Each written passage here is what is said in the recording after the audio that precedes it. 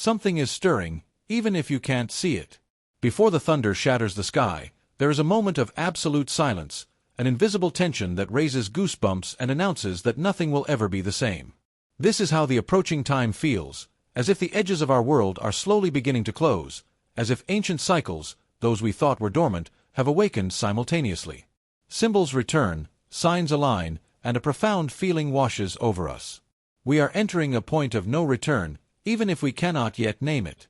Long ago, the Hopi elders spoke of this moment. They said that a time would come when humanity would feel the change before understanding it, when the sky, the earth, and the human spirit would issue the same silent warning. It would not be a shout, but a persistent whisper, impossible to ignore for those who still know how to listen. Today, that whisper is no longer faint. It vibrates in the air, in the collective unease, in the feeling that something essential is about to be revealed. And if you're here, it's no coincidence. Perhaps you're already sensing it too. According to Hopi tradition, this world isn't the first we've inhabited, nor the second, nor the third, it's the fourth. Each previous world was born of harmony and fell when humanity forgot the sacred balance that sustained it.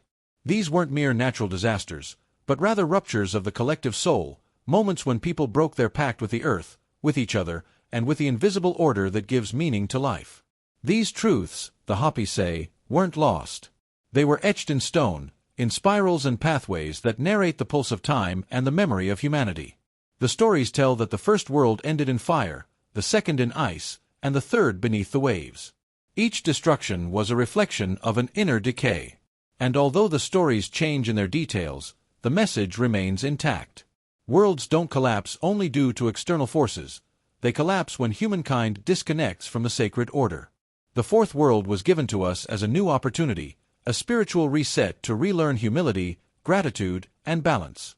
But we were also warned about something else. This world has a breaking point. The stones show a straight path that suddenly splits in two.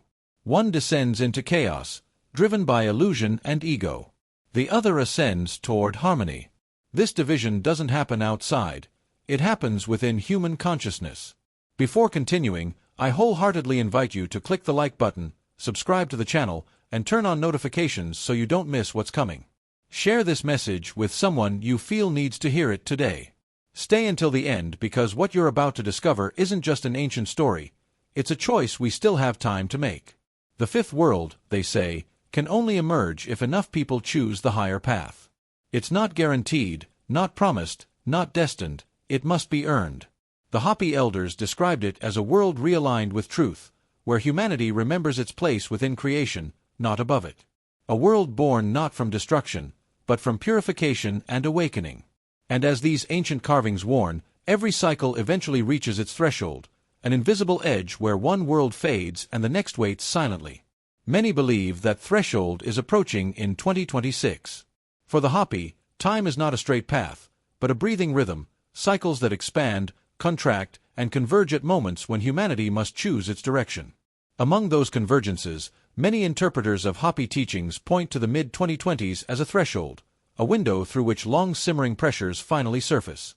Although the elders never specified a date, their descriptions of a period in which many cycles overlap have led some to see 2026 as a symbolic turning point, not an end, but an acceleration in which the consequences of centuries begin to become clear.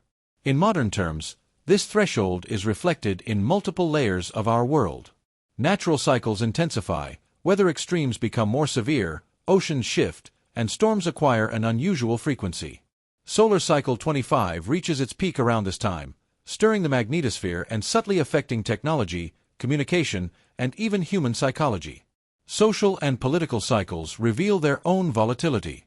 Fractured systems strain under mistrust, economies oscillate between innovation and instability, and cultures are torn apart by competing narratives. For the Hopi, none of this would be surprising. They warned that the fourth world would begin to tremble when humanity strayed too far from equilibrium, that society would advance faster than the human spirit could process, and that people would feel overwhelmed, accelerated, and rootless, as if time itself had lost its natural rhythm. That feeling so many describe today is precisely the symptom the elders predicted before a great world shift. But the most powerful part of Hopi's message is that the threshold is internal rather than external. 2026, in this interpretation, is not a prophecy of catastrophe, but a mirror held up to humanity. A moment when illusions thin, motivations are revealed, and people confront what they have become. As old structures weaken, individuals experience profound questions about identity, purpose, and the systems they once relied on without question. That is why the Hopi called it the time of choice, a moment when humanity must decide whether to move forward consciously or cling to the collapsing patterns of the fourth world. That choice becomes even clearer when we consider the force they called purification.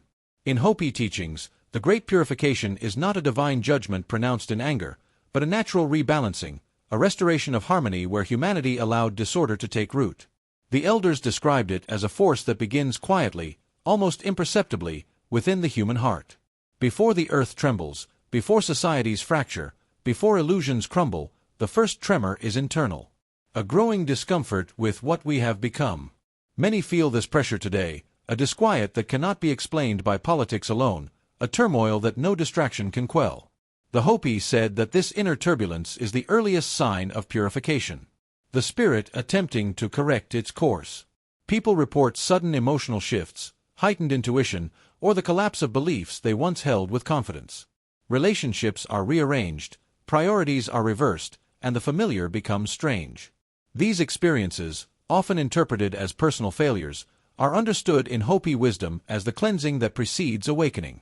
As the inner world is reconfigured, the outer world follows. The elders warned that during this purification, long-buried truths would urgently surface. Corruption, deception, and imbalance, whether in governments, institutions, or communities, would become impossible to conceal. Today, we see reflections of this as global systems strain under the weight of their own contradictions. The unraveling is not random. It is the predictable response of a world seeking equilibrium. Some Hopi interpretations speak of Katsana energy, the spiritual force responsible for restoring balance. Katsana are not destroyers, they are correctors. They remove whatever obstructs the truth, even if that removal feels harsh. From this perspective, purification is less about punishment and more about freeing humanity from the internal and external structures that prevent alignment with the sacred order. This process intensifies when people resist. The elders emphasize that fear binds individuals to the collapsing world, while clarity and humility pave the way for renewal. Purification demands honesty, the willingness to see our own illusions and release them before the world releases them for us. And then there's the prophecy known to many as the Blue Star Prophecy. Among the Hopi's most mysterious teachings is the Blue Star Prophecy, a celestial sign that would appear when the fourth world nears its end and the threshold to the fifth begins to open. The elders didn't describe it simply as an object in the sky, but as an event that calls humanity to pay attention, to recognize that the great cycle is turning, whether we are ready or not. Some accounts speak of a dancing star or a light behaving in an unfamiliar way. Others interpret it symbolically as a cosmic disturbance that awakens a long-buried memory in the human spirit. What makes this prophecy so compelling today is not a single astronomical event, but a pattern. In recent years, unusual phenomena in the sky, rare comets, intensified auroras, and unexplained atmospheric lights, have sparked curiosity worldwide. While science offers rational explanations for each occurrence, the Hopi perspective invites a different look, not so much what the sign is, but why it appears now.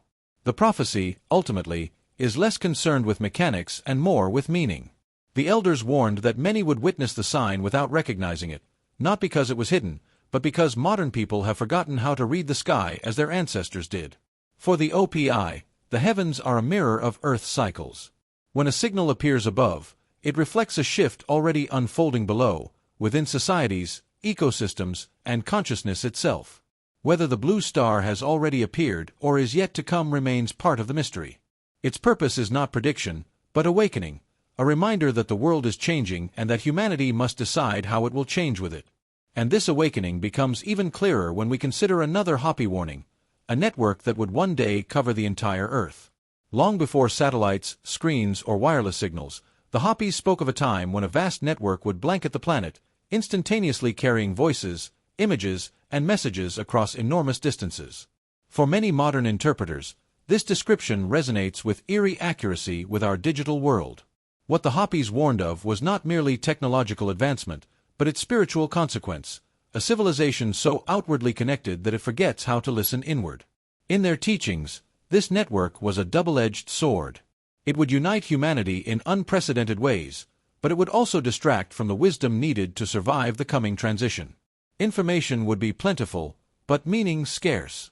Noise would drown out intuition. Minds would be caught in endless loops of stimulation, severing their connection to Earth's silent guidance. In this state of disorientation, they warned, humanity would struggle to distinguish truth from illusion. Today we see this dynamic unfolding everywhere. Social media platforms reward quick reactions over deep reflection. Algorithms shape attention more effectively than any storyteller or elder.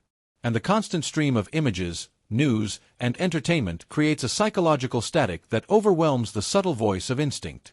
Many feel mentally fragmented, overstimulated, or numb, without knowing why. From the Hopi perspective, these are symptoms of a deeper imbalance, a spirit saturated by artificial noise.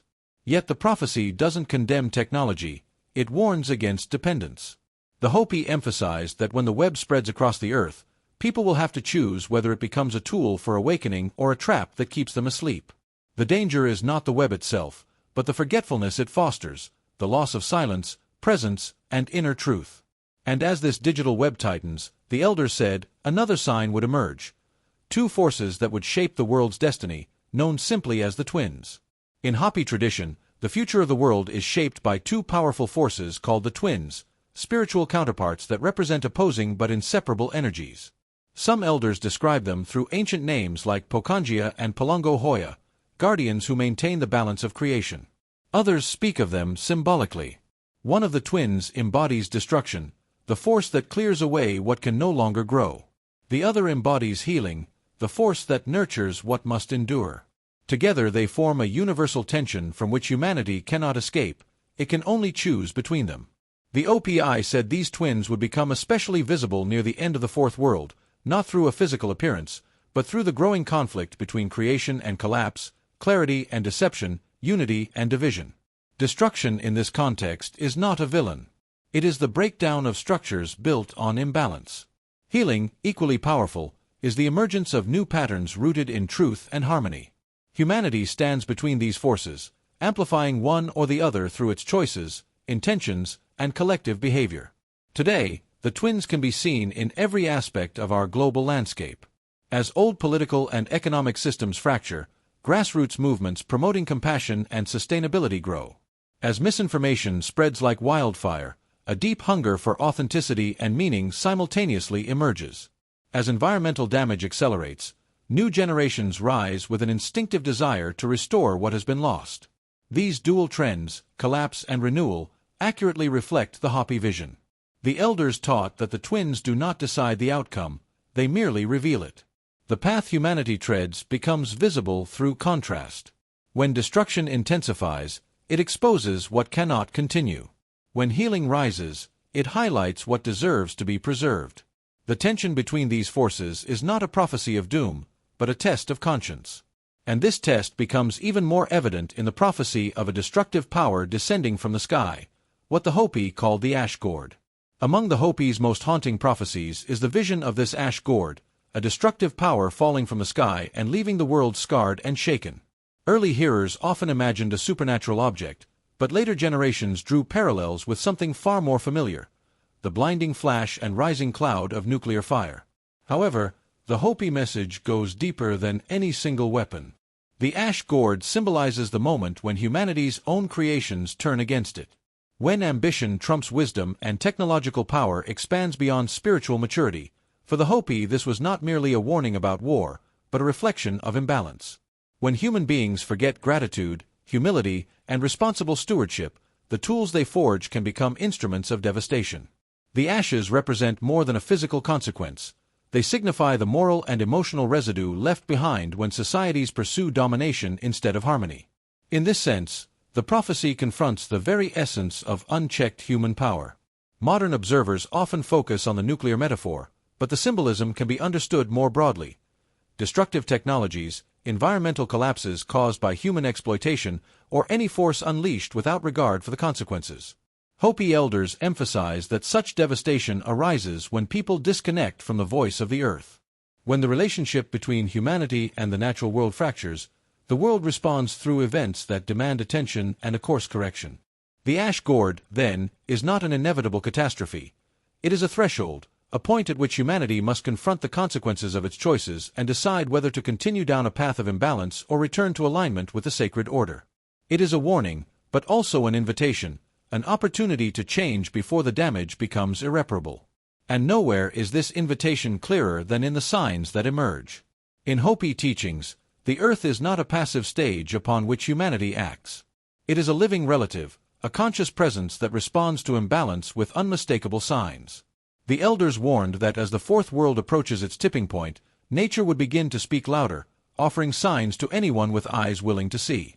These signs would first appear in the subtle realms: changes in animal behavior, unusual migration patterns, the sudden disappearance or relocation of species that previously moved with a predictable rhythm. Many of these patterns are now documented worldwide. As creatures follow changes in the oceans, altered winds, or disturbed magnetic fields, the climate would also abandon the stability remembered by previous generations. Storms would intensify beyond known extremes, seasons would blur, and the skies would reveal phenomena unknown to those who came before. In recent years, auroras have extended far beyond their traditional limits. Strange lights have danced in the atmosphere, and storms of unprecedented force have formed. While science can explain these events individually, the Hopi perspective invites us to consider their collective significance.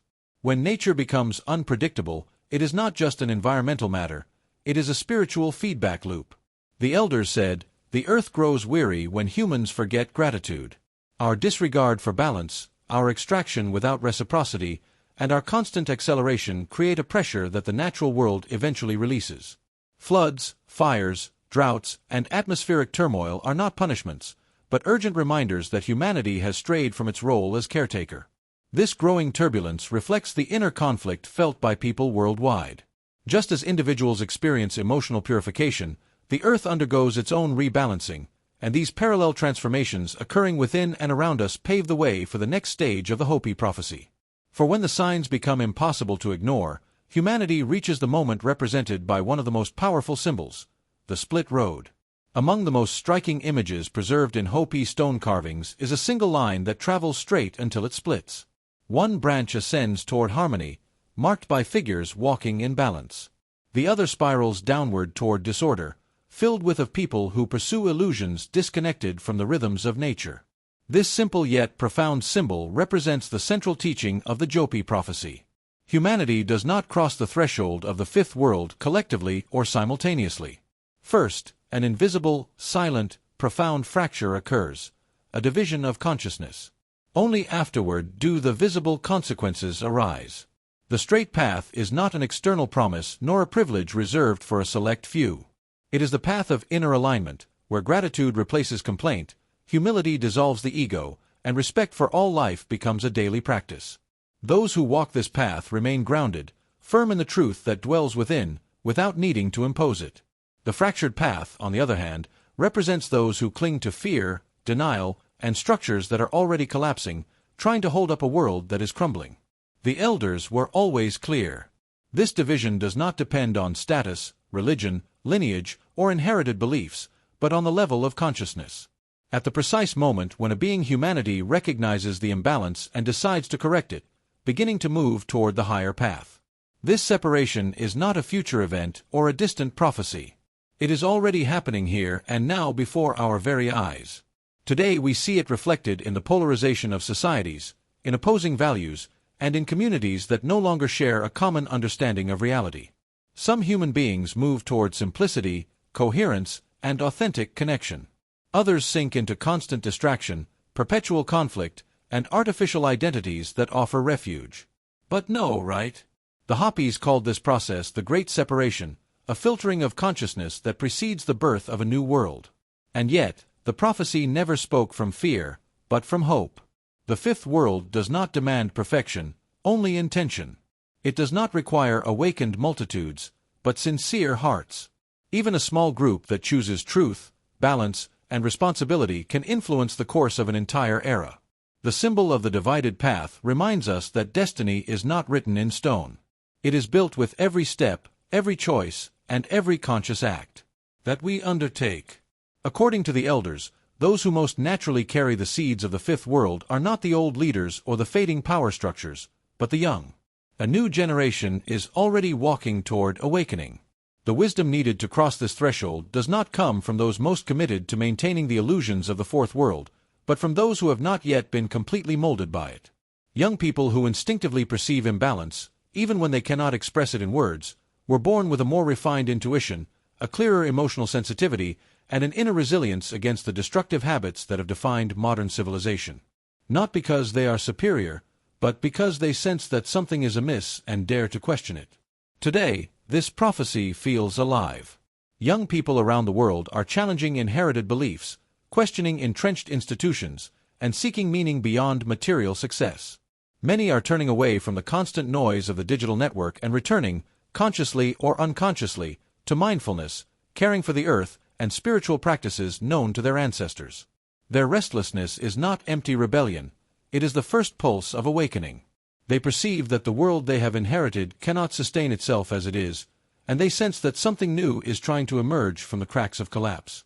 They carry an enormous weight: climate anxiety, social fragmentation, economic uncertainty, and a profound sense of disconnection.